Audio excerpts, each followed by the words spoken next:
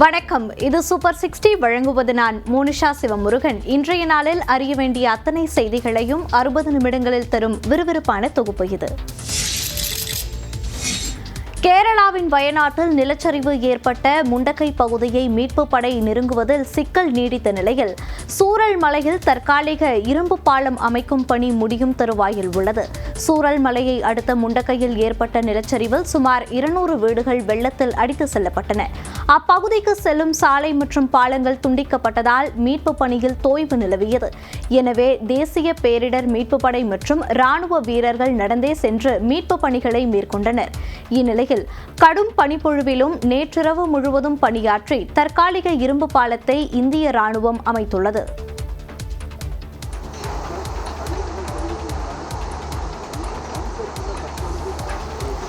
இன்று இரும்பு பாலம் அமைக்கும் பணி இன்று மதியத்திற்குள் நிறைவடையும் என்று எதிர்பார்க்கப்படுகிறது. மீண்டும் நிலச்சரிவு ஏற்படாத வகையில் கனரக வாகனங்களை பாதுகாப்பாக இயக்கும் முயற்சியிலும் இந்திய ராணுவம் தீவிரம் காட்டி வருகிறது. எனவே இன்று பிற்பகலுக்கு பிறகு மீட்பு படையின் முழு கவனமும் முண்டக்கை திரும்பும் என்று நம்பப்படுகிறது.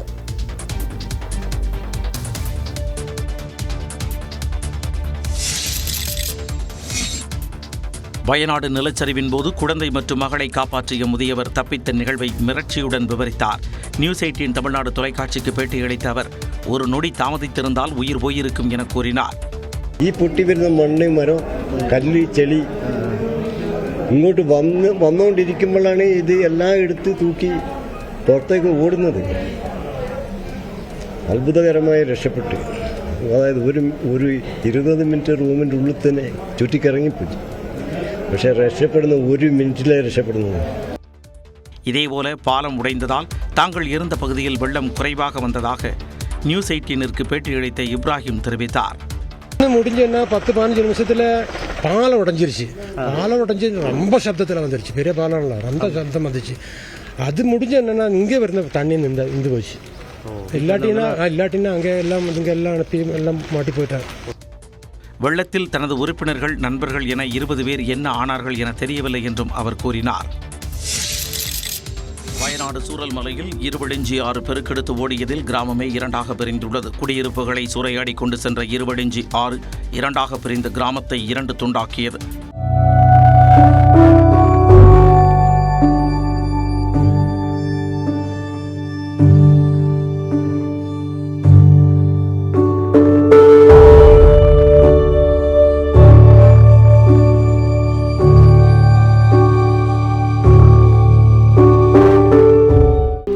காட்டாற்று வெள்ளத்தில் கடுமையாக சேதமடைந்த பல வீடுகள் அந்தரத்தில் தொங்குகின்றன.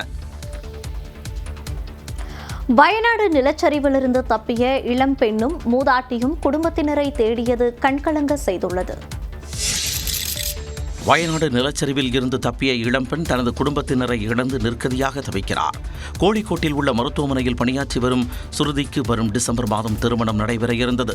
இந்நிலையில் நிலச்சரிவு மற்றும் வெள்ளப்பெருக்கில் அவரது குடும்பத்தைச் சேர்ந்த 9 பேர் அடித்துச் செல்லப்பட்டனர். இதில் சுருதி உயிர் தப்பிய நிலையில் அவரது சகோதரியான ஸ்ரேயாவின் உடல் மட்டும் கண்டெடுக்கப்பட்டுள்ளது. எஞ்சியவர்களின் நிலை கூட தெரியாமல் இளம்பெண் நிற்கதியாக தவித்து வருகிறார். இதேபோன்று வயநாட்டில் மல்லிகா என்ற மூதாட்டி தனது குடும்பத்தில் 6 பேரை இழந்துள்ளார். 5 பேரின் உடல்கள் கண்டெடுக்கப்பட்ட நிலையில் எஞ்சிய 3 வரின் உடல்களை தேடி மருத்துவமனைகளுக்கு அலைந்து வருகிறார். மருத்துவமனை ஒன்றில் அவர் கண்ணீர் மல்க தனது குடும்பத்தினரை தேடும் காணொலி பார்ப்போரை கண்ணீர் சிந்த வைத்துள்ளது.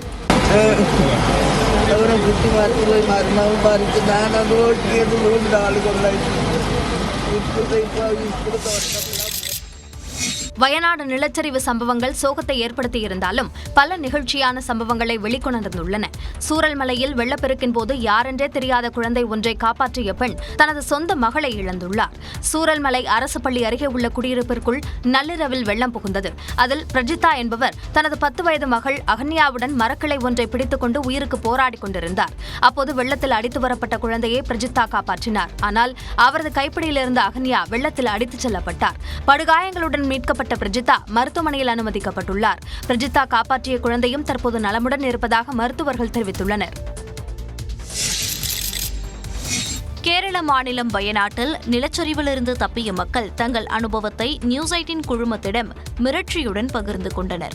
വീട് മൊത്തം ഇളകിയപ്പോഴാണ് ഞങ്ങൾ ഇറങ്ങി ഓടി മേലെ കയറി ടെറസിന്റെ മേലെ കയറിയിട്ട് പിന്നെ ഞങ്ങൾ അങ്ങോട്ട് കിടക്കുക ചെയ്ത് കയറി മലയ്ക്ക് കയറി അങ്ങോട്ട് പകുതി ഞങ്ങൾ എത്തുമ്പോഴേക്കും വന്നു. ഞങ്ങൾ കുറച്ച് ഓടിയവര് ഒരു 100-100 ആൾ അവിടെ ഉണ്ടായിട്ടുണ്ടാവും. അവിടെ നിന്നവര് മാത്രം ബാക്കി എല്ലാരും പോയി. എന്റെ ചെറിയച്ഛനും പോയി, എന്റെ ചെറിയച്ഛനും എന്റെ ആങ്ങളെയും പോയി. അവര് മുണ്ടക്കായലാണ്. കല്ലൊന്നും കാണുന്നില്ല. കല്ലും ചെളിയും വെള്ളമൊന്നും ഞങ്ങൾക്ക് കാണുന്ന ഒരു പുക മാത്രം. ആ ശബ്ദം കാരണം ഞങ്ങൾക്ക് ഇപ്പോഴും ചെവിയൊന്നും ക്ലിയർ ആയിട്ടില്ല. അലക്കിയാണ് ഇപ്പോഴും തോന്നുക. ആ കൊച്ചെല്ലാം മുഴക്കം വന്നുകൊണ്ടേ ഇരിക്കുന്നുണ്ട്. എല്ലാം പോച്ച്, എല്ലാം വെള്ളം വന്ന് ചളി വന്ന് എല്ലാം പോച്ച്. TV, വാഷിംഗ് മെഷീന്, ഫ്രിഡ്ജ്, കറണ്ട് അടുപ്പ്, എല്ലാ സാധനവും, ഗ്യാസ് അടുപ്പ്, 2 வண்டி எல்லாம் போயிடுச்சு. அனைத்து வசதிகளுடன் வீட்டில் வாழ்ந்து வந்தவர்கள் தற்போது உறவுகள் மற்றும் உடைமைகளை இழந்து நிர்கதியாக நிற்கின்றனர். வயநாடு நிலச்சரிவின் போது தங்களை காப்பாற்றுமாறு தொலைபேசி மூலம் அழைத்து அறைகூவல் விடுத்த பெண் தற்போது உயிருடன் இல்லை. முண்டக்கை பகுதியில் பெருமழையால் ஏற்பட்ட நிலச்சரிவின் காரணமாக இருவழஞ்சி ஆற்றில் சென்று கொண்டிருந்த வெள்ளத்தின் போக்கு திசை மாறி குடியிருப்புகளை நோக்கி பாய்ந்தது. திங்களன்று நள்ளிரவு 1 மணி அளவில் சூரல்மலை பகுதியில் உயர்நிலைப் பள்ளி அமைந்துள்ள சாலையில் இருக்கும் வீட்டைச் சுற்றி தண்ணீர் பாய்வதை அறிந்த நீத்து என்ற பெண்மணி தான் பணியாற்றும் மருத்துவக் கல்லூரியை தொடர்பு கொண்டு உதவி கோரினார். அதே நேரம் அருகே இருந்த சுமார் 7 வீடுகளில் வசித்த மக்கள் நீத்துவின் வீட்டிற்குள் பாதுகாப்பிற்காக தஞ்சமடைந்தனர். நிமிடத்திற்கு நிமிடம் வெள்ளத்தின் போக்கு தீவிரமடைந்ததால் மீண்டும் தான் பணியாற்றும் மருத்துவக் கல்லூரியை தொடர்பு கொண்டு கண்ணீருடன் தங்களது நிலைமையை விளக்கினார் நீத்து. நீத்து வீட்டிற்கு செல்லும் வழியில் இருந்த பாலம் உடைந்ததால் நண்பர்களால் அங்கு செல்ல முடியவில்லை. நள்ளிரவு 2:50 மணிக்கு மீண்டும் மருத்துவக் கல்லூரியை தொடர்பு கொண்ட நீத்து இப்போதைக்கு வீட்டை விட்டு வெளியே வர முடியாது, எங்களை எப்படியாவது காப்பாற்றுங்கள் என்று கூறிக்கொண்டிருக்கும் போதே அவர் நின்று பேசிக் கொண்டிருந்த வீட்டின் படுக்கை அறை மற்றும் வீட்டின் பாதி பகுதி வெள்ளத்தில் அடித்துச் செல்லப்பட்டது. இதில் நீத்து உயிரிழந்தார். எனினும் நல்வாய்ப்பாக நீத்துவின் கணவர், 5 வயது மகன் மற்றும் மாமனார், மாமியார் ஆகியோர் உயிர் தப்பினர். வீட்டின் மற்றொரு படுக்கை அறையில் அவர்கள் பாதுகாப்பாக இருந்ததால் உயிருடன் மீட்கப்பட்டனர். கோழிக்கோட்டில் நிவாரண முகாம்களை பார்வையிட சென்றபோது நிலச்சரிவில் சிக்கிய கோழிக்கோடு மாவட்ட ஆட்சியர் பத்திரமாக மீட்கப்பட்டுள்ளார். கேரள மாநிலம் கோழிக்கோட்டில் நிவாரண முகாம்களை பார்வையிட சென்றபோது ஏற்பட்ட நிலச்சரிவில் சிக்கிய மாவட்ட ஆட்சியர் பாதுகாப்பாக மீட்கப்பட்டார். விளாங்காடு அடுத்த அதிச்சிபாரா மலையில் கடந்த 2 நாட்களில் 10 முறை நிலச்சரிவு ஏற்பட்டது. மேலும் மஞ்சக்கண்ணு ஆற்றில் ஏற்பட்ட வெள்ளப்பெருக்கால் ஏராளமான வீடுகள் நீரில் அடித்து செல்லப்பட்டன. இந்நிலையில் நிவாரண முகாம்களில் தங்கியுள்ள மக்களை பார்வையிட கோழிக்கோடு மாவட்ட ஆட்சியர் செனேகல் குமார் சிங், விஜயன் MLA உள்ளிட்டோர் குழுவாக சென்றனர்.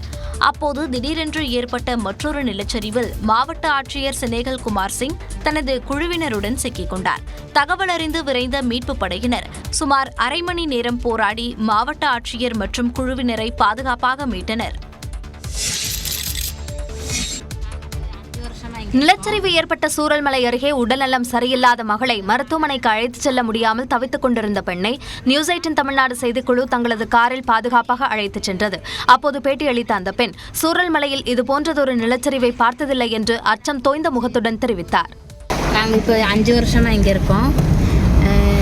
பார்த்தீங்கன்னா இந்த மழை ஒரு வாரமாக அடிச்சுட்டே இருந்துச்சு. ஒரு 2 நாள் விடாமல் அடித்ததுனால தான் இந்த மாதிரி மண்ணிடிச்சல் வந்திருக்கு. இதில் வந்து பார்த்திங்கன்னா எங்கள் குழந்தைங்க ஸ்கூலெல்லாம் போயிடுச்சு. ஒரு சாப்பாட்டுக்கு கூட ஒரு பொருள் வாங்கினோன்னா அந்த டவுனு தான் இருந்துச்சு, அந்த டவுனும் போயிடுச்சு. ரொம்ப நாங்கள் கஷ்டப்பட்டுட்ருக்கோம். இதே மாதிரி எங்கள் கூட வேலை செஞ்சவங்க நிறையா பேர் தான் இந்த ஆபத்தில் போயிருக்காங்க. சூரல்மலையில் ராணுவம் மற்றும் பேரிடர் படையுடன் இணைந்து தன்னார்வலர்களும் மீட்பு பணியில் ஈடுபட்டு வருகின்றனர். அந்த வகையில் SYS சாந்த்வனம் என்ற பெயரில் செயல்படும் குழுவினர் 8 பேரின் சடலங்களை மீட்டுள்ளனர். வயநாடு நிலச்சரிவில் உயிரிழந்தவர்கள் உடல்கள் ஆம்புலன்ஸுகளில் எடுத்துச் செல்லப்பட்ட நிலையில் பந்தலூர் மக்கள் மலர் தூவி அஞ்சலி செலுத்திய காட்சிகளே இவை. வயநாட்டில் ஏற்பட்ட நிலச்சரிவில் மலைப்பாதை வழியாக 45 கிலோமீட்டர் தூரத்திற்கு 40 உடல்கள் வெள்ளத்தில் அடித்துச் செல்லப்பட்டன. வயநாட்டில் உடற்கூராய்வு செய்யப்பட்ட பின்னர் உடல்கள் உறவினர்களிடம் ஒப்படைக்கப்பட்டன. இதில் மலப்புரம், போத்துக்கல், முண்டேரி, சாலியாரில் கண்டெடுக்கப்பட்ட உடல்கள் நாடுகாணி வழியாக வயநாட்டிற்கு ஆம்புலன்ஸுகள் மூலம் எடுத்துச் செல்லப்பட்டன. அவை பந்தலூர் வழியாக செல்லும் போது அங்கு திரண்ட மக்கள் பூக்களை தூவி கண்ணீர் மல்க அஞ்சலி செலுத்தினர். கேரளாவில் கனமழை மற்றும் நிலச்சரிவு அபாயம் குறித்து ஒரு வாரம் முன்பே எச்சரிக்கை விடுக்கப்பட்டதாக உள்துறை அமைச்சர் அமித்ஷா நாடாளுமன்றத்தில் கூறியுள்ளார். வயநாடு விவகாரத்தை அரசியலாக்க விரும்பவில்லை என்றும் அமித்ஷா கூறினார். 23 जुलाई को केरल सरकार को अर्ली वार्निंग भारत सरकार की ओर से दी गई थी. அமித்ஷாவுக்கு பதிலளித்துள்ள கேரள முதலமைச்சர் പിണറായി വിജയൻ மத்திய அரசு ஆரஞ்சு எச்சரிக்கை மட்டுமே விடுத்ததாக தெரிவித்தார். വസ്തുതകളെല്ലാം എല്ലാവർക്കും അറിയാവുന്നതാണല്ലോ, നിങ്ങൾക്ക് പ്രത്യേകിച്ചും. നിങ്ങളുടെ കയ്യിൽ തന്നെ അതിൻ്റെ റെക്കോർഡുകൾ ഉണ്ടാവുമല്ലോ, അതെടുത്ത് പരിശോധിച്ചാൽ മനസ്സിലാക്കാൻ പറ്റുമല്ലോ. ദുരന്തമുണ്ടായ പ്രദേശങ്ങളിൽ ഓറഞ്ച് അലർട്ടാണ് ആ ഘട്ടത്തിൽ നിലനിന്നിരുന്നത്. மக்களவையில் பேசிய ராகுல் காந்தி இந்திய ராணுவம் மீட்பு பணிகளில் சிறப்பாக செயல்பட்டு வருவதாக பாராட்டினார். மீட்பு பணிகள் மற்றும் இயற்கை பேரிடர் தடுப்பு விவகாரங்களில் மத்திய அரசு உரிய நடவடிக்கை எடுக்க வேண்டும் என்றும் ராகுல் காந்தி வலியுறுத்தினார். பேரிடரை சந்தித்த வயநாடு பகுதியை மீண்டும் கட்டி எழுப்புவது ஒவ்வொருவரின் பொறுப்பாகும் என கேரள முதலமைச்சர் பினராயி விஜயன் தெரிவித்துள்ளார். நிலச்சரிவு பாதிப்பு தொடர்பாக செய்தியாளர்களை சந்தித்த அவர் தன்னார்வ தொண்டு நிறுவனங்கள் பணம், உணவு, உடைகள் வசூல் செய்வதை நிறுத்த வேண்டும் என்றார். சேகரித்த பொருட்களை அந்தந்த மாவட்ட ஆட்சியர் அலுவலகங்களில் ஒப்படைக்க வேண்டும் என்றும் தேவைகள் இருந்தால் பேரிடர் மேலாண்மை ஆணையம் தெரிவிக்கும் என்றார். 2 ദിവസമായി രക്ഷാപ്രവർത്തനത്തിൽ 1592 പേരെയാണ് രക്ഷപ്പെടുത്താൻ കഴിഞ്ഞത്. ഇത്രയധികം പേരെ ചുരുങ്ങിയ സമയത്തിനുള്ളിൽ രക്ഷിക്കാനായത് ഏകോപിതമായതും അതിവിപുലവുമായ ദൗത്യത്തിൻ്റെ നേട്ടം തന്നെയാണ്. பிள்ளைகளை இழந்த பெற்றோர், பெற்றோரை இழந்த பிள்ளைகள், ஒரே இரவில் தனித்து விடப்பட்டவர்கள் என பெரும்பாலான மக்கள் எதிர்கால வாழ்க்கையை குறித்து யோசித்துக் கொண்டிருக்கிறார்கள் என்றும் அவர்களை மீண்டும் உயிர்ப்பித்து வயநாட்டை கட்டி எழுப்ப அனைவரும் ஒன்றுபட வேண்டும் என பினராயி விஜயன் அழைப்பு விடுத்தார். கேரளாவில் நிலச்சரிவால் ஏராளமானோர் உயிரிழந்த நிலையில் தமிழ்நாடு அரசு அறிவித்த 5 கோடி ரூபாய் நிதியை கேரள முதலமைச்சர் பினராயி விஜயனிடம் அளிக்கப்பட்டது. நெடுஞ்சாலைகள் துறை அமைச்சர் ஏ வாவேலு திருவனந்தபுரம் சென்று கேரள முதலமைச்சர் பினராயி விஜயனிடம் நிதிக்கான காசோலையை அளித்தார்.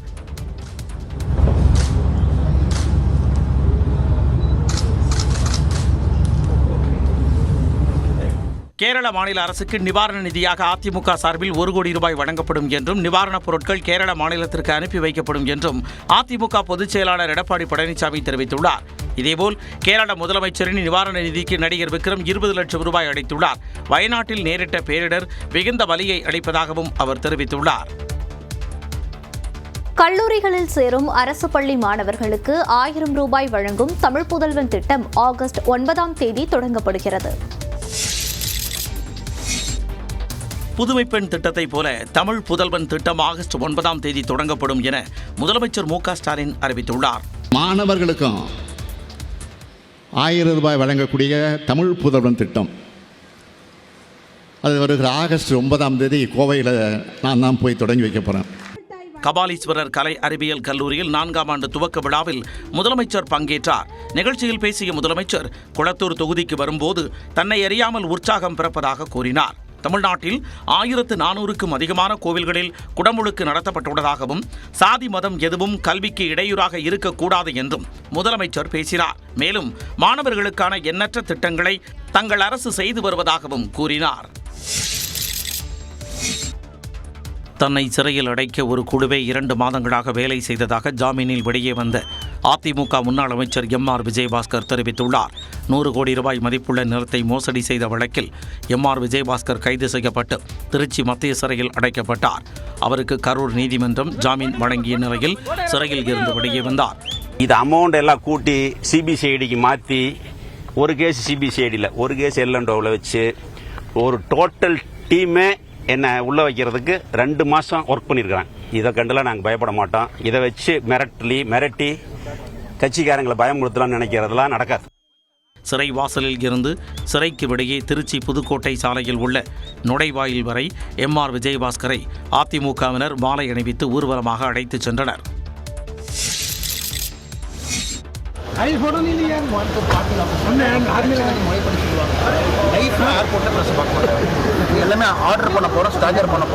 இனி விமான நிலையத்தில் செய்தியாளர்களை சந்திக்கப் போவதில்லை என ஒரு மாதத்திற்கு முன்பு பாஜக மாநில தலைவர் அண்ணாமலை பேசிய காட்சிதான் இது. அச்சரம் பிசகாமல் மீண்டும் அதேபோன்று கூறியிருக்கிறார். டெல்லி செல்வதற்காக சென்னை விமான நிலையம் வந்த அண்ணாமலையிடம் செய்தியாளர்கள் கேள்வி எழுப்பிய போது தாம் உயிருடன் இருக்கும் வரை விமான நிலையத்தில் பேட்டி அளிக்க மாட்டேன் என தெரிவித்தார். திடீர் டெல்லி பயணம், ஏர்போர்ட்ல செத்தாலும் பேச மாட்டேறாங்க, நீங்க ட்ரையே பண்ணாதீங்க. சர்வதேச அரசியல் குறித்த பயிற்சிக்காக அண்ணாமலை வரும் 28ஆம் தேதி லண்டன் செல்ல உள்ள நிலையில் அது குறித்தும் தற்போதைய அரசியல் சூழல் குறித்தும் பாஜக தேசிய தலைவர் ஜே.பி. நட்டா மற்றும் அமித்ஷா ஆகியோரை சந்தித்து பேச உள்ளதாக கூறப்படுகிறது. சென்னையில் வணிக பயன்பாட்டிற்கான எரிவாயு சிலிண்டர் விலை 7.5 ரூபாய் உயர்ந்து 1817 ரூபாயாக நிர்ணயிக்கப்பட்டுள்ளது.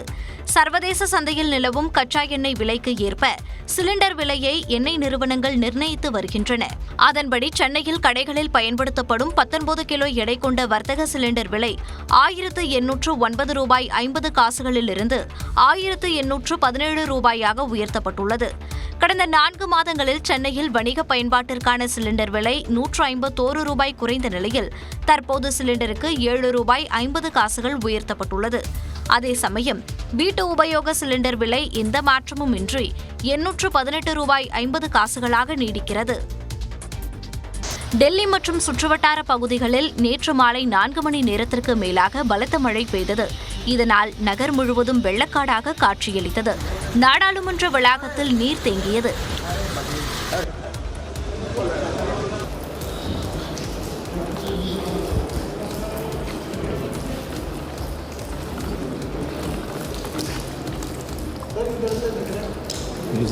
எய்ம்ஸ் மருத்துவமனை, ஐடிஓ சாலை, மிண்டோ சாலை, மோதிபாக் பாலம் உள்ளிட்ட இடங்களில் முழங்கால் அளவு தண்ணீர் பாய்ந்து ஓடியதால் கடும் போக்குவரத்து நெரிசல் நிலவியது.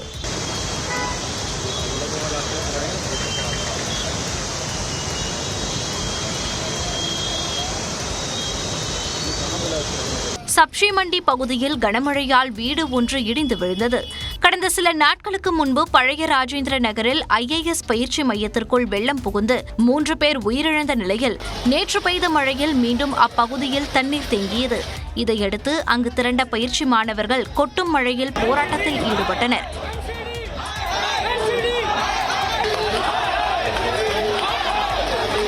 இதனிடையே கனமழை எச்சரிக்கை காரணமாக பள்ளிகளுக்கு இன்று விடுமுறை அறிவிக்கப்பட்டுள்ளது. உத்தரப்பிரதேச மாநிலம் லக்னோவில் கனமழையால் சட்டப்பேரவை வளாகத்திற்குள் தண்ணீர் புகுந்தது. ஹரியானா, உத்தரகாண்ட் உள்ளிட்ட வட மாநிலங்களில் கனமழை வெளுத்து வாங்கி வருகிறது. உத்தரப்பிரதேச மாநிலம் லக்னோவில் 2 மணி நேரத்திற்கும் மேலாக மழை பெய்த காரணமாக சட்டப்பேரவைக்குள் தண்ணீர் புகுந்தது. சட்டப்பேரவை கட்டடத்தின் தரைத்தளத்தில் உள்ள சில அறைகளுக்குள் தண்ணீர் தேங்கி நின்ற நிலையில் அதனை ஊழியர்கள் அப்புறப்படுத்தினர். சட்டப்பேரவை நுழைவு வாயிலில் தண்ணீர் தேங்கி நின்றதால் முதலமைச்சர் யோகி ஆதித்யநாத் மாற்று வழியில் அழைத்து செல்லப்பட்டார். சட்டப்பேரவைக்குள் தண்ணீர் புகுந்ததை எதிர்க்கட்சிகள் கடுமையாக விமர்சித்துள்ளனர். ஒரு மழைக்கே இந்த நிலை என்றால் மாநிலத்தின் பிற பகுதிகள் மீது கடவுள்தான் கருணை காட்ட வேண்டும் என்று சமாஜ்வாதி கட்சி சட்டமன்ற உறுப்பினர் சிவ்பால் சிங் யாதவ் விமர்சித்துள்ளார்.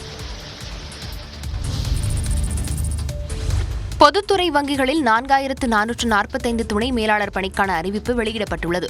இது தொடர்பாக வங்கி பணியாளர் தேர்வாணையம் வெளியிட்டுள்ள அறிவிப்பில் இன்று முதல் வரும் 21ஆம் தேதி வரை இணையதளம் மூலம் விண்ணப்பிக்கலாம் என தெரிவிக்கப்பட்டுள்ளது. முதல்நிலை தேர்வு அக்டோபர் மாதமும் அதில் தேர்வு செய்யப்படுவோருக்கான முதன்மை தேர்வு வரும் நவம்பர் மாதமும் நடைபெறவுள்ளது. அங்கீகரிக்கப்பட்ட பல்கலைக்கழகங்களில் பட்டப்படிப்பை நிறைவு செய்தவர்கள் விண்ணப்பிக்கலாம் என்றும் 20 வயது முதல் 30 வயது வரையிலானவர்கள் விண்ணப்பிக்கலாம் எனவும் தெரிவிக்கப்பட்டுள்ளது.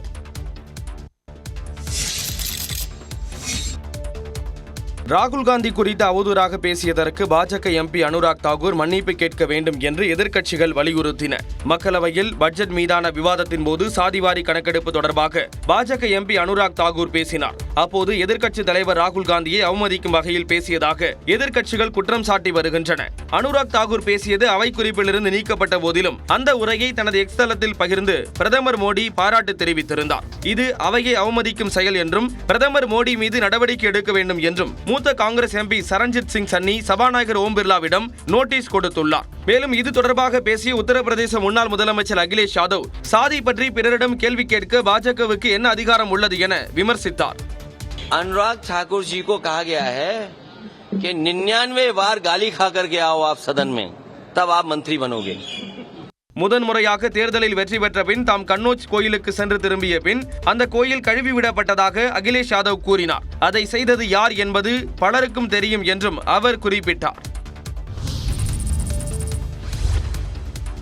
சர்ச்சையில் சிக்கிய புனேவைச் சேர்ந்த பயிற்சி IAS அதிகாரி பூஜா கேட்கரின் பதவிகாரம் பறிக்கப்பட்டுள்ளது. 2022ஆம் ஆண்டின் சிவில் சர்வீஸ் தேர்வில் 821வது ரேங்க் வாங்கியிருந்த பூஜா கேட்கர் புனே மாவட்ட உதவி ஆட்சியராக பயிற்சி பெற்று வந்தார்.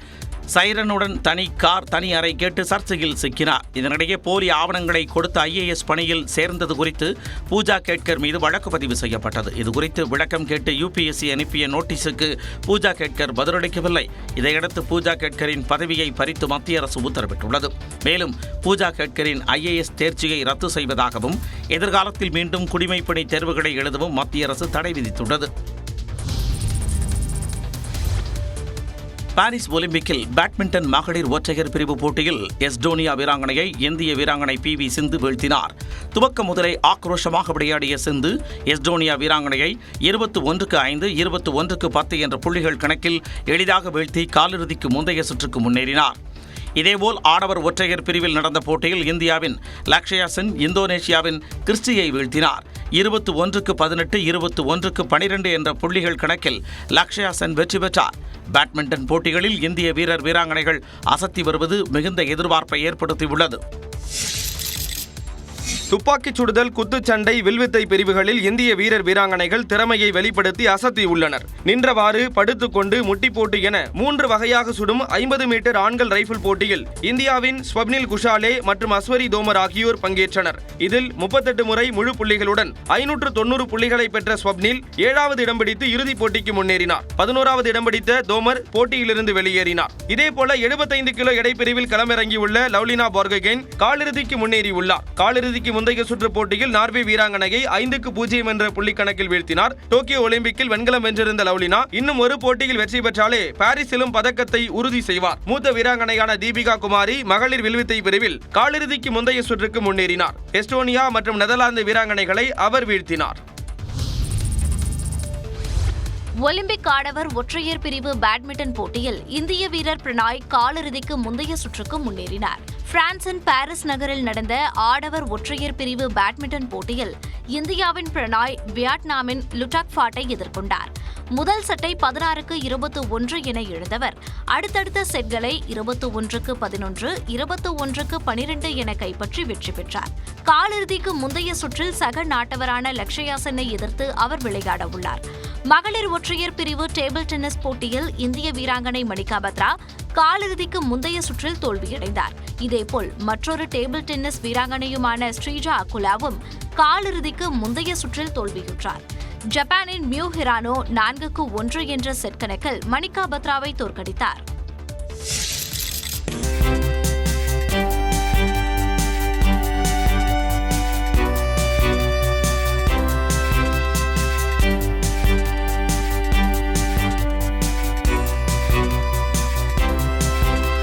ஒலிம்பிக்கில் பதக்கம் வென்ற வீரர் சரப்ஜோத் சிங்கை சர்வதேச ஒலிம்பிக் கமிட்டி உறுப்பினர் நீட்டா அம்பானி பாராட்டிய காட்சிகளே இவை.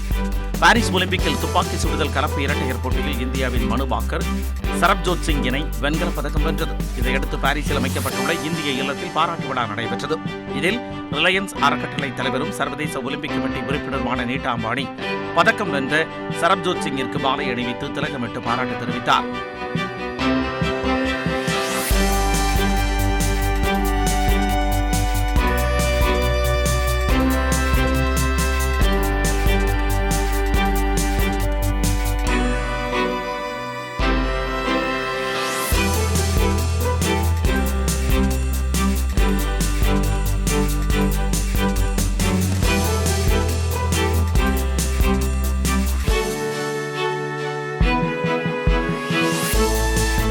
துப்பாக்கி சுடுதல் உள்ளிட்ட போட்டிகளில் கலந்து கொண்ட இந்திய வீரர் வீராங்கனைகள் அனைவருக்கும் பொன்னாடை போர்த்தி வாழ்த்து தெரிவித்த நீட்டா அம்பானி அவர்களுடன் குழு புகைப்படம் எடுத்துக் கொண்டார். இளநிலை மருத்துவ படிப்பில் 7.5% இடஒதுக்கீட்டின் கீழ் அரசு பள்ளி மாணவர்களுக்கான கலந்தாய்வு ஆகஸ்ட் 22 மற்றும் 23 தேதிகளில் நடக்கிறது. தமிழ்நாட்டில் இளநிலை மருத்துவ படிப்பில் சேர்வதற்கான கலந்தாய்வு ஆகஸ்ட் 21ஆம் தேதி தொடங்கும் என்று அமைச்சர் மா சுப்பிரமணியன் தெரிவித்துள்ளார். MBBS, BDS உள்ளிட்ட இளநிலை மருத்துவ படிப்புகளில் சேர்வதற்கான ஆன்லைன் விண்ணப்ப பதிவு தொடங்கிய நிலையில் ஆகஸ்ட் 8ஆம் தேதி மாலை 5 மணிக்குள் விண்ணப்பங்களை பூர்த்தி செய்து பதிவேற்றம் செய்ய வேண்டும் என்று அறிவுறுத்தப்பட்டுள்ளது. இது தொடர்பாக சென்னையில் செய்தியாளர்களை சந்தித்த அமைச்சர் மா சுப்பிரமணியன் தகுதி பட்டியல் வரக்கூடிய 19ஆம் தேதி வெளியிடப்படும் என்று கூறினார். ஆகஸ்ட் 14ஆம் தேதி மத்திய அரசு கலந்தாய்வு தொடங்கக்கூடிய நிலையில் அரசு பள்ளி மாணவர்களுக்கான 7.5% ஒதுக்கீடு, ராணுவ பிரிவு, மாற்றுத்திறனாளிகள் பிரிவு, விளையாட்டு பிரிவுக்கு 22 மற்றும் 23 ஆகிய தேதிகளில் கலந்தாய்வு நடைபெறும் என்று தெரிவித்தார். விண்ணப்பம், பதிவேற்றம் மற்றும் கலந்தாய்வு எல்லாமே முழுமையாக இணையதள வழிகளிலேயே நடைபெறவிருக்கிறது. இந்த 7.5% இடஒதுக்கீடு, அந்த கலந்தாய்வு மட்டும் நேரடியாக நடைபெறவிருக்கிறது. MBBS படிப்பிற்கு தமிழ்நாட்டில் மொத்தம் 9,050 மருத்துவ இடங்கள் உள்ளதாகவும், BDS படிப்புகளுக்கு அரசு கல்லூரிகளில் 250 இடங்களும், தனியாரில் 1950 என்று மொத்தம் 2,200 இடங்கள் உள்ளதாகவும் அமைச்சர் குறிப்பிட்டுள்ளார்.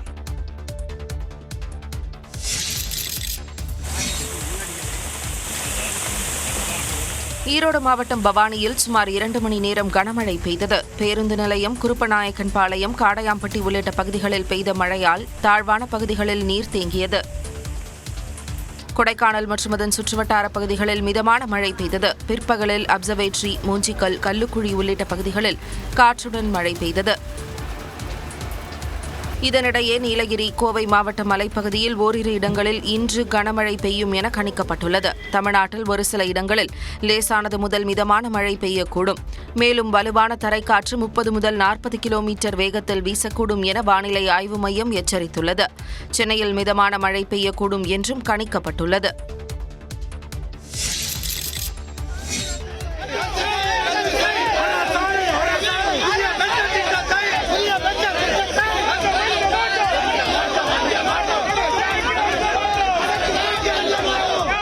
சென்னையில் பேராசிரியர் அன்பழகன் வளாகத்தை 3வது நாளாக முற்றுகையிட முயன்ற ஆசிரியர்கள் கைது செய்யப்பட்டனர். தொடக்க கல்வி ஆசிரியர்களுக்கு பதவி உயர்வு உள்ளிட்டவற்றில் ஒன்றிய அளவிற்கு பதிலாக மாநில அளவில் முன்னுரிமை வழங்கும் அரசாணை 243 ரத்து செய்ய வலியுறுத்தி இந்த போராட்டம் நடைபெற்றது. மீண்டும் பழைய ஓய்வூதிய திட்டத்தை அமல்படுத்துவது, இடைநிலை ஆசிரியர்களின் ஊதிய முரண்பாட்டை களைவது உள்ளிட்ட 31 அம்ச கோரிக்கைகளை வலியுறுத்தி தமிழ்நாடு தொடக்க கல்வி ஆசிரியர் இயக்கங்களின் கூட்டு நடவடிக்கை குழு போராட்டத்தில் ஈடுபட்டது. தொடக்க கல்வி இயக்குநரகம் அமைந்துள்ள பேராசிரியர் அன்பழகன் வளாகத்தை தொடர்ந்து 2 நாட்கள் முற்றுகையிட்ட நிலையில் 3வது நாளாகவும் ஆசிரியர்கள் போராட்டம் நடத்தினர். ஒன்றிய சீனியாரிட்டியை நடைமுறைப்படுத்தியதை மாற்றி மாநில சீனியாரிட்டியை நடைமுறைப்படுத்தியதால் இன்று கொந்தளிப்பு ஏற்பட்டிருக்கிறது. கிராமப்புற கல்வி அழிகிறது. ஓராசிரியர் பள்ளிகள் ஏராளம். இந்த ஓராசிரியர் பள்ளிகளை நிரப்பாமல் காலி பணியிடம் ஏராளமாக இருக்கிறது. தடுப்புகள் வைத்து அவர்களை காவல்துறையினர் தடுத்து நிறுத்தியதால் தள்ளுமுள்ளி ஏற்பட்டது.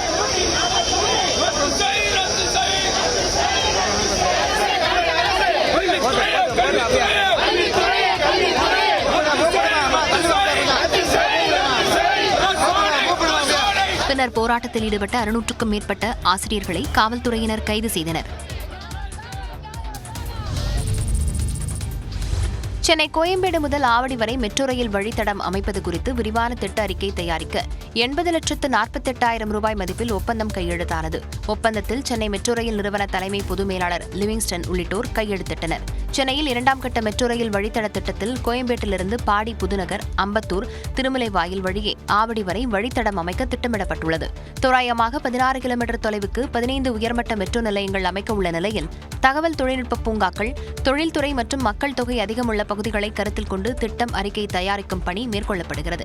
வரும் நவம்பர் மாதம் இறுதிக்குள் பணிகள் முடிவடையும் என எதிர்பார்க்கப்படும் நிலையில் ஆய்வுக்கு பிறகு மொத்த நிலையங்களின் எண்ணிக்கை மற்றும் நில தேவைகள் பற்றிய விவரங்கள் இறுதி செய்யப்படும் என தெரிவிக்கப்பட்டுள்ளது. அதிமுக ஆட்சியில் செய்த நன்மைகளை திண்ணை பிரச்சாரம் மூலம் மக்களிடம் கொண்டு சேர்க்க வேண்டும் என அக்கட்சியின் பொதுச் செயலாளர் எடப்பாடி பழனிசாமி நிர்வாகிகளுக்கு அறிவுறுத்தியுள்ளார். சென்னை ராயப்பேட்டையில் உள்ள அக்கட்சியின் தலைமையகத்தில் கள்ளக்குறிச்சி மற்றும் சேலம் நாடாளுமன்ற தொகுதி தேர்தல் முடிவுகள் குறித்த ஆலோசனைக் கூட்டம் நடைபெற்றது. தேர்தல் தோல்விக்கான காரணம் குறித்து ஒவ்வொரு சட்டமன்ற தொகுதி வாரியாக கேட்டறிந்த எடப்பாடி பழனிசாமி கட்சியில் அதிக அளவில் இளைஞர்களை சேர்க்க வேண்டும் என அறிவுறுத்தியுள்ளார். 2026ஆம் ஆண்டு சட்டப்பேரவைத் தேர்தலுக்கு ஆயத்தமாகும் வகையில் உடனடியாக பணிகளை தொடங்க வேண்டும் என்றும் மாதந்தோறும் பூத் வாரியாக ஆலோசனை கூட்டங்களை நடத்திட வேண்டும் எனவும் நிர்வாகிகளுக்கு அவர் அறிவுறுத்தியுள்ளார். குன்னூரை சேர்ந்த பெண் வயநாடு நிலச்சரிவில் தனது குடும்பத்துடன் உயிரிழந்துள்ளார். நீலகிரி மாவட்டம் குன்னூரை சேர்ந்த கௌசல்யா என்பவர் வயநாட்டில் ஏற்பட்ட நிலச்சரிவில் சிக்கி தனது கணவர் மற்றும் 1 வயது குழந்தையுடன் உயிரிழந்தார். குன்னூரை சேர்ந்த ரவிச்சந்திரன் என்பவரின் மகளான கௌசல்யாவிற்கு கடந்த 2 ஆண்டுகளுக்கு முன்பு சூரல்மலையை சேர்ந்த விஜய் செல்லக்குட்டன் என்பவருடன் திருமணம் நடைபெற்றது. இவர்களுக்கு 1 வயது குழந்தை உள்ள நிலையில் சூரல்மலையில் ஏற்பட்ட நிலச்சரிவில் சிக்கி குடும்பத்துடன் உயிரிழந்தனர். மகளின் உடலை குன்னூருக்கு கொண்டுவர முடியாத நிலையில் சூரல்மலையிலேயே எரியூட்டியதாக கௌசல்யாவின் தந்தை கண்ணீர் மல்க தெரிவித்தார். கல்யாணம் பண்ணி கொடுத்து 2 வருஷம் ஆச்சு வயநாட்டில் சூரல்மலையில். ஆனால் நிலச்சரிவு ஏற்பட்டு என் பொண்ணு பையன் மாப்பிள்ளை பேத்தி ஃபேமிலி எல்லாமே இறந்துட்டாங்க. கேள்விப்பட்டு நாங்கள் போனோம். போய் ஹாஸ்பிட்டலில் பார்த்து கொண்டு வர முடியாத சூழ்நிலையில் அங்கேயே எல்லாமே எரிவிட்டு வந்துட்டு. குன்னூரை சேர்ந்த பெண் வயநாடு நிலச்சரிவில் குடும்பத்துடன் உயிரிழந்தது அப்பகுதியில் பெரும் சோகத்தை ஏற்படுத்தியுள்ளது. வயநாடு நிலச்சரிவு பாதிப்புக்கு தமிழ்நாடு காங்கிரஸ் கட்சி சார்பில் 1 கோடி ரூபாய் நிவாரண நிதி வழங்கப்படும் என்று செல்வ பெருந்தகை தெரிவித்துள்ளார். சென்னை சத்தியமூர்த்தி பவனில் செய்தியாளர்களை சந்தித்த அவர் பெரும் பாதிப்பை சந்தித்த வயநாட்டில் மீட்புப் பணிகளை மத்திய அரசு துரிதப்படுத்த வேண்டும் என்று வலியுறுத்தினார். நம்முடைய தமிழ்நாடு காங்கிரஸ் கமிட்டி தோழர்கள் எல்லாம் குறிப்பாக கூடலூர், நீலகிரி, கோயம்புத்தூர் அந்த பகுதியில் உள்ளவர்கள் அங்கு விரைந்து கொண்டிருக்கிறார்கள். அந்த துயர் துடைக்கும் பணியில் தன்னை அர்ப்பணித்துக் கொள்வதற்காக. கார்த்தி சிதம்பரம், ஈவி கேஸ் இளங்கோவன் இடையேயான வார்த்தை போர் குறித்து தேசிய தலைமை பார்த்துக் கொள்ளும் என்றும் அவர் குறிப்பிட்டார். இதெல்லாம் எங்க அகில இந்திய தலைமை பார்த்துக் கொள்ளும். மத்திய பட்ஜெட்டில் தமிழ்நாட்டிற்கு 1 பைசா கூட நிதி கொடுக்காதது சரியே என கூறிய ராஜாவை மாநிலத்தை விட்டே மக்கள் வெளியேற்றுவார்கள் என்று செல்வ பெருந்தகை கூறினார். வயநாட்டில் நிலச்சரிவால் உயிரிழந்தோர் குடும்பங்களுக்கு அமெரிக்க துணை தூதரகம் இரங்கல் தெரிவித்துள்ளது. சென்னையில் உள்ள அமெரிக்க துணை தூதரகத்தின் துணை தூதர் கிறிஸ் ஹோட்ஜஸ் வெளியிட்டுள்ள பதிவில் இந்த கடினமான நேரத்தில் கேரள மக்களுக்கு அமெரிக்கா துணை நிற்பதாக குறிப்பிட்டுள்ளார். கேரள மக்களுக்காக பிரார்த்திப்பதாகவும் அவர் கூறியுள்ளார். இதேபோன்று வயநாட்டில் ஏற்பட்ட நிலச்சரிவு பாதிப்பால் தனது இதயம் நொறுங்கிவிட்டதாக நடிகர் சூர்யா தெரிவித்துள்ளார். இதுகுறித்து அவர் தனது எக்ஸ் பக்கத்தில் வயநாடு நிலச்சரிவில் பாதிக்கப்பட்ட குடும்பங்களுக்காக பிரார்த்தனை செய்வதாக கூறியுள்ளார். மீட்பு நடவடிக்கைகளில் குடும்பங்களுக்கு உதவி செய்யும் அனைத்து அரசு நிறுவனங்களுக்கும் களத்தில் உள்ள மக்களுக்கும் மரியாதை செலுத்துவதாகவும் சூர்யா குறிப்பிட்டுள்ளார். பரபரப்பான சூழலுக்கு மத்தியில் தமிழ் திரைப்பட தயாரிப்பாளர் சங்கத்தின் அவசர செயற்குழு கூட்டம் இன்று கூடுகிறது. நடிகர் தனுஷ் தயாரிப்பாளர்களிடம் முன்பணம் பெற்றுவிட்டு படங்களுக்கு உரிய ஒத்துழைப்பு தரவில்லை என தயாரிப்பாளர் சங்கம் தெரிவித்திருந்தது. பல திரைப்படங்கள் திரையரங்குகள் கிடைக்காமல் தேங்கியிருப்பதால் புதிய விதிமுறைகளை வகுக்கும் பொருட்டு வரும் 16ஆம் தேதி முதல் புதிய திரைப்படங்களின் படப்பிடிப்பை நிறுத்தவும் தீர்மானம் இயற்றியிருந்தது. தயாரிப்பாளர் சங்கத்தின் முடிவு தன்னிச்சையான முடிவு என நடிகர் சங்கம் கண்டனம் தெரிவித்திருந்த நிலையில் தயாரிப்பாளர் சங்கத்தின் அவசர செயற்குழு இன்று கூடுகிறது. இதில் நடிகர்களின் சம்பள குறைப்பு மற்றும் திரைப்படங்களின் தயாரிப்பு செலவை குறைப்பது குறித்து ஆலோசிக்கப்பட உள்ளது. மேலும் அறிக்கையில் இருக்கும் விஷயங்களுக்கான அடுத்த கட்ட நடவடிக்கை குறித்தும் ஆலோசிக்கின்றனர். சட்டமன்றத்துக்குள் குட்கா கொண்டு சென்றது தொடர்பான உரிமை மீறல் நோட்டீஸுக்கு விளக்கம் தரும்படி முதலமைச்சர் ஸ்டாலின் உள்ளிட்ட திமுக எம்எல்ஏக்களுக்கு சென்னை உயர்நீதிமன்றம் உத்தரவிட்டுள்ளது. அதிமுக ஆட்சியின் போது 2017ஆம் ஆண்டு சட்டமன்றத்துக்குள் குட்காவை கொண்டு சென்றதாக அப்போதைய எதிர்க்கட்சி தலைவராக இருந்த ஸ்டாலின் உள்ளிட்ட திமுக எம்எல்ஏக்களுக்கு எதிராக உரிமை மீறல் நோட்டீஸ் அனுப்பப்பட்டது. இந்த நோட்டீஸை ரத்து செய்து சென்னை உயர்நீதிமன்ற தனி நீதிபதி பிறப்பித்த உத்தரவை எதிர்த்து முந்தைய ஆட்சியில் தாக்கல் செய்த மேல்முறையீட்டு வழக்குகள் விசாரணைக்கு வந்தன. அப்போது உரிமை மீறல் நோட்டீஸை எதிர்த்து முன்கூட்டியே வழக்கு தாக்கல் செய்யப்பட்டுள்ளதாகவும் அந்த நோட்டீஸ் ஒரு முடிவை எட்ட வேண்டும் என்றும் நீதிபதிகள் தெரிவித்தனர். சட்டமன்றத்தின் பதவிக்காலம் முடிந்துவிட்டதால் உரிமை மீறல் பிரச்சனை காலாவதியாகிவிட்டதாக திமுக எம்எல்ஏக்கள் தரப்பில் முன்வைக்கப்பட்ட வாதத்தை ஏற்க முடியாது என்றும் கூறினர். உரிமை மீறல் நோட்டீஸை ரத்து செய்து கடந்த 2021 பிப்ரவரி மாதம் தனி நீதிபதி பிறப்பித்த உத்தரவை ரத்து செய்தும் நீதிபதிகள் உத்தரவிட்டனர். மேலும் உரிமை மீறல் நோட்டீஸுக்கு முதலமைச்சர் ஸ்டாலின் உள்ளிட்ட திமுக எம்எல்ஏக்கள் உரிமை குழுவிடம் விளக்கமளிக்க வேண்டும் என்றும் உரிமை குழு சட்டமன்ற விதிகளை பின்பற்றி விசாரணை நடத்தி இறுதி முடிவு எடுக்க வேண்டும் என்றும் நீதிபதிகள் உத்தரவிட்டனர். கடைசி நாளன்று காவல்துறை சீருடையை அணியும் போது கண் கலங்கியதாக பணி ஓய்வு பெற்ற டிஜிபி AK விஸ்வநாதன் பேசியது நெகிழ்ச்சியை ஏற்படுத்தியுள்ளது. தமிழ்நாடு காவலர் வீட்டு வசதி வாரிய டிஜிபியாக பணியாற்றிய AK விஸ்வநாதன் பணி ஓய்வு பெற்றார். அவருக்கான பிரிவு உபச்சார விழா சென்னை எழும்பூர் ராஜரத்ன மைதானத்தில் நடைபெற்றது. அப்போது பேசிய அவர் எந்த பதவியையும் சிறிதாக நினைத்ததில்லை என்றார். இன்று கடைசியாக இந்த காக்கி சீருடை அணியும் போது என் கண்கள் கலங்கின. அடுத்த பிறவி என்று ஒன்று இருந்தால் அதிலும் நான் காவல்துறையிலேயே பணிபுரியும் வாய்ப்பை இறைவன் எனக்கு கொடுக்க வேண்டும் என்ற வேண்டுதலே எனக்குள் உண்டு என்பதை தெரிவித்துக் கொண்டு சென்னை மாநகர ஆணையராக பணியாற்றிய போது நகர் முழுவதும் சிசிடிவிக்களை நிறுவியதால் சென்னையின் 3வது கண் என AK விஸ்வநாதன் அழைக்கப்பட்டார். விடுதலை சிறுத்தைகள் கட்சித் தலைவரும் சிதம்பரம் எம்பியுமான திருமாவளவனுக்கு மயிலாடுதுறை அமர்வு நீதிமன்றம் பிடிவாரண்ட் பிறப்பித்தது. மதமாற்ற தடை சட்டத்தை கண்டித்து மயிலாடுதுறையில் 2003ஆம் ஆண்டில் விடுதலை சிறுத்தைகள் கட்சித் தலைவர் திருமாவளவன் தலைமையில் பேரணி நடைபெற்றது. இந்த பேரணியில் ஏற்பட்ட கலவரம் தொடர்பாக வழக்கு பதிவு செய்யப்பட்டு மயிலாடுதுறை அமர்வு நீதிமன்றத்தில் விசாரணை நடந்து வருகிறது. இந்த வழக்கு விசாரணைக்கு MP திருமாவளவன் ஆஜராகவில்லை என கூறப்படுகிறது. மேலும் வழக்கறிஞர்கள் வேலைநிறுத்த போராட்டம் காரணமாக அவர் தரப்பு வழக்கறிஞர்கள் பதில் மனு தாக்கல் செய்யவில்லை என்றும் சொல்லப்படுகிறது. இதனால் திருமாவளவனுக்கு மாவட்ட அமர்வு நீதிபதி R. விஜயகுமாரி பிடிவாரண்ட் பிறப்பித்து உத்தரவிட்டார். வழக்கின் விசாரணை செப்டம்பர் மாதம் 27ஆம் தேதிக்கு ஒத்திவைக்கப்பட்டது. மதுரையில் பள்ளி மாணவரை கடத்திய வழக்கில் தேடப்பட்டு வந்த மகாராஜாவை தனிப்படை காவலர்கள் கோயம்புத்தூரில் கைது செய்தனர். தூத்துக்குடியைச் சேர்ந்த மகாராஜா என்பவர் மீது பல்வேறு வழக்குகள் நிலுவையில் உள்ளன. ஒரு வழக்கு விசாரணைக்காக தூத்துக்குடி மாவட்டம் பேரூரணி சிறையில் இருந்து கடந்த மார்ச் 5ஆம் தேதி விளாத்திகுளம் நீதிமன்றத்தில் ஆஜர்படுத்தப்பட்டார். அன்று மாலையே நடந்து செல்லும் போது காவலர்கள் மீது மிளகாய் பொடியை தூவிவிட்டு மகாராஜா தப்பி ஓடினார். அவரை காவலர்கள் தேடி வந்த நிலையில் அண்மையில் மதுரையில் சிறுவன் ஒருவனை ஆட்டோவில் கடத்தி 2 கோடி ரூபாய் கேட்ட வழக்கில் காவல்துறையினர் மகாராஜாவை தேடி வந்தனர். இந்நிலையில் மகாராஜாவை கைது செய்ய தூத்துக்குடி மாவட்ட காவல்துறை அதிகாரிகள் தனிப்படை அமைத்து தலைமறைவாக இருந்தவரை தேடி வந்தனர். இந்த நிலையில் கோவையில் தனிப்படை காவலர்கள் செவ்வாய்க்கிழமை அவரை கைது செய்தனர். மகாராஜாவை வடவாக்கம் காவல் நிலையத்தில் வைத்து காவலர்கள் விசாரித்து வருகின்றனர். பிடிபட்ட மகாராஜாவிடமிருந்து துப்பாக்கி பறிமுதல் செய்யப்பட்டதாக தகவல் வெளியாகியுள்ளது. டெல்லியில் 2 மோட்டார் சைக்கிள் ஓட்டுநர்களிடையே ஏற்பட்ட மோதலில் 30 வயது பெண் ஒருவர் சுட்டுக் கொல்லப்பட்டார். ஹீரா சிங் என்பவர் தனது மனைவி சிம்ரன்ஜித் கவுருடன் கோகல்புரி மேம்பாலத்தில் நேற்று சென்று கொண்டிருந்தார். அப்போது மற்றொரு மோட்டார் சைக்கிளில் வந்தவர் ஹீரா சிங் மோட்டார் சைக்கிளை உரசியதாக தெரிகிறது. இதனால் ஏற்பட்ட வாக்குவாதத்தில் அந்த நபர் ஹீரா சிங்கின் மனைவி சிம்ரன்ஜித் கவுரை துப்பாக்கியால் சுட்டுள்ளார். இதில் நிலை குறைந்த அவரை அருகே உள்ள மருத்துவமனைக்கு அழைத்துச் சென்றனர். எனினும் அவர் ஏற்கனவே உயிரிழந்து விட்டதாக மருத்துவர்கள் தெரிவித்தனர்.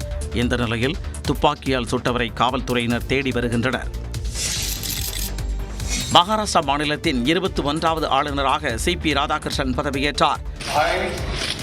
Chandrapuram Kodusami Radhakrishnan do swear in the name of God that I will faithfully execute the office of Governor of Maharashtra. Puducherry துணைநிலை ஆளுநராக பதவி வகித்த CP ராதாகிருஷ்ணன் அம்மாநிலத்தின் பட்ஜெட் கூட்டத்தொடரை தொடங்கி வைத்து நேற்று காலை உரையாற்றினார். தொடர்ந்து ஆளுநர் மாளிகையில் சட்டப்பேரவைத் தலைவர் செல்வம், அமைச்சர்கள் மற்றும் எதிர்க்கட்சி தலைவர் ஆகியோர் சால்வை அணிவித்தும் பூங்கொத்து கொடுத்தும் ஆளுநருக்கு பிரியாவிடை அடைத்தனர். தொடர்ந்து விமானம் மூலம் மகாராஷ்டிரா சென்ற CP ராதாகிருஷ்ணனுக்கு முதலமைச்சர் ஏக்நாத் ஷிண்டே உள்ளிட்டோர் வரவேற்பளித்தனர். தொடர்ந்து நடைபெற்ற பதவியேற்பு விழாவில் அம்மாநில உயர்நீதிமன்ற தலைமை நீதிபதி தேவேந்திர குமார் உபாத்யாயா பதவி பிரமாணம் செய்து வைத்தார்.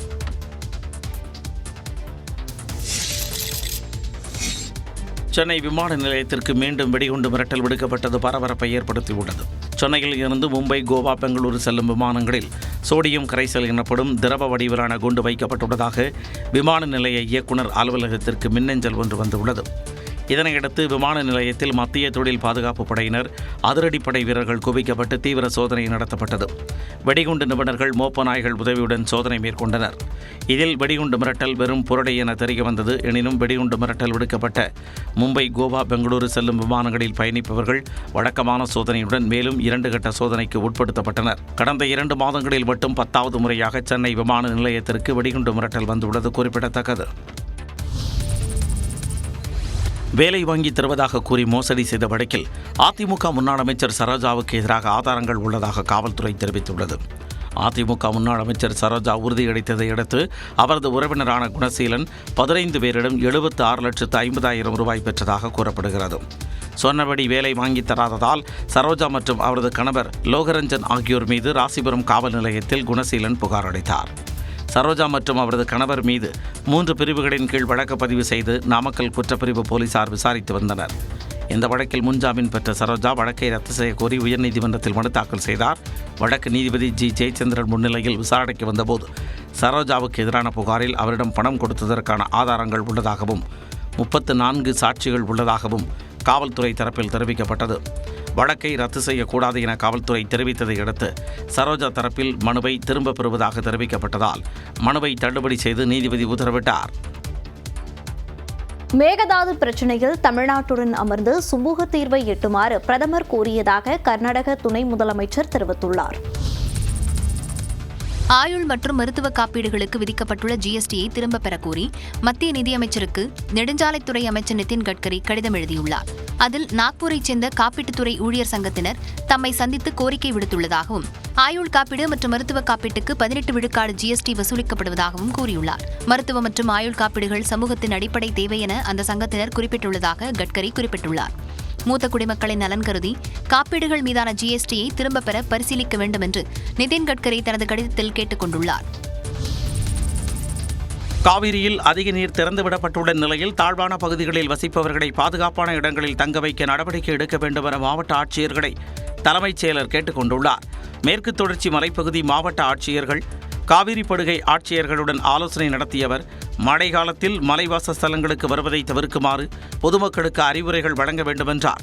பாதிக்கப்படும் பகுதிகளை கண்டறிந்து நிவாரணக் குழுக்களை முன்கூட்டியே நிலைநிறுத்த வேண்டுமெனவும் கேட்டுக்கொண்டார்.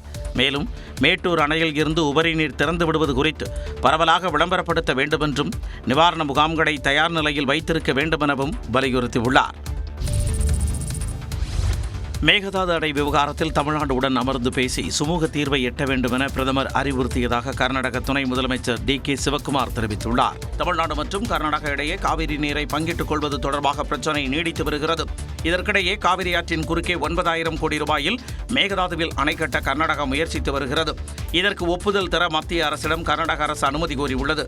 ஆனால் அனுமதி தரக்கூடாது என தமிழ்நாடு அரசு தரப்பில் அழுத்தம் கொடுக்கப்பட்டு வருகிறது. இந்நிலையில் மேகதாது விவகாரத்தில் மத்திய அரசு தலையிட வேண்டும் என பிரதமர் மோடியை நேரில் சந்தித்து கர்நாடக துணை முதலமைச்சர் டி.கே. சிவக்குமார் கோரிக்கை வைத்தார். பின்னர் செய்தியாளர்களை சந்தித்த அவர் மேகதாது அணை விவகாரத்தில் இரு மாநிலங்களும் அமர்ந்து பேசி தீர்வு காண வேண்டும் என அவருக்கு பிரதமர் மோடி அறிவுறுத்தியதாக டி.கே. சிவக்குமார் தெரிவித்துள்ளார்.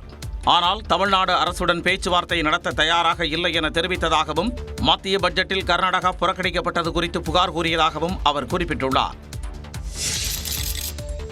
ஒலிம்பிக்கில் 2 பதக்கம் வென்ற மனு பாக்கர் நோட்டீஸ் அனுப்பியதால் அவருக்கு வாழ்த்து கூறி போட்ட பதிவுகளை பஜாஜ் ஃபுட்ஸ், LIC உள்ளிட்ட நிறுவனங்கள் நீக்கியுள்ளன. பாரிஸில் நடக்கும் ஒலிம்பிக் போட்டியில் துப்பாக்கி சுடும் போட்டியில் இந்திய வீராங்கனை மனு பாக்கர் முதன்முறையாக 2 பதக்கங்கள் வென்று சாதனை படைத்துள்ளார். மனு பாக்கரின் இந்த சாதனைக்கு நிதி உதவி செய்யாத நிறுவனங்களும் அவரின் புகைப்படங்களை பயன்படுத்தி வாழ்த்து பதிவுகள் போட்டிருந்தன. இதற்கு எதிராக சம்பந்தப்பட்ட நிறுவனங்களுக்கு நோட்டீஸ் அனுப்பப்படும் என்று மனு பாக்கர் சார்பில் எச்சரிக்கை விடுக்கப்பட்டது. 20க்கும் மேற்பட்ட நிறுவனங்கள் மனு பாக்கரின் சாதனையையும் அவரது புகைப்படத்தையும் சட்டவிரோதமாக பயன்படுத்திக் கொண்டுள்ளதாக அவரது சார்பில் குற்றஞ்சாட்டப்பட்டது. இதையடுத்து பஜாஜ் ஃபுட்ஸ், LIC உள்ளிட்ட நிறுவனங்கள் தாங்கள் போட்ட வாழ்த்துச் செய்தியை அகற்றியுள்ளன. இதேபோல தங்களுக்கு நிதியுதவி வழங்காத நிறுவனங்கள் தங்கள் புகைப்படங்களை பயன்படுத்தக்கூடாது என்று குத்துச்சண்டை வீரர் நிகத் ஜரீன், பேட்மிண்டன் வீராங்கனையான சிராக் ஷெட்டி, சாத்விக் சாய்ராஜ் ரங்கிரெட்டி தரப்பிலும் எச்சரிக்கை விடுக்கப்பட்டுள்ளது. வைரஸ் தாக்குதலால் நாடு முழுவதும் 300க்கும் மேற்பட்ட கூட்டுறவு மற்றும் சிறு வங்கிகளின் சேவை முடக்கப்பட்டது அதிர்ச்சியை ஏற்படுத்தியுள்ளது. இந்தியாவில் சிறிய வங்கிகளுக்கு தொழில்நுட்ப அமைப்புகளை வழங்கும் C-Edge டெக்னாலஜிஸ் என்ற மென்பொருள் நிறுவனம் ரேன்சம்பர் என்ற தாக்குதலுக்கு உள்ளானது. இதனால் குஜராத் மாநிலத்தில் உள்ள 17 மாவட்ட கூட்டுறவு வங்கிகள் உட்பட நாடு முழுவதும் உள்ள சுமார் 300 சிறிய வங்கிகளின் சேவை முடங்கியது. இந்த வங்கிகளின் வாடிக்கையாளர்கள் ATMில் பணம் எடுக்கவோ UPI உள்ளிட்ட ஆன்லைன் பண பரிவர்த்தனைகளை மேற்கொள்ளவும் முடியாமல் அவதிக்கு ஆளாகினர்.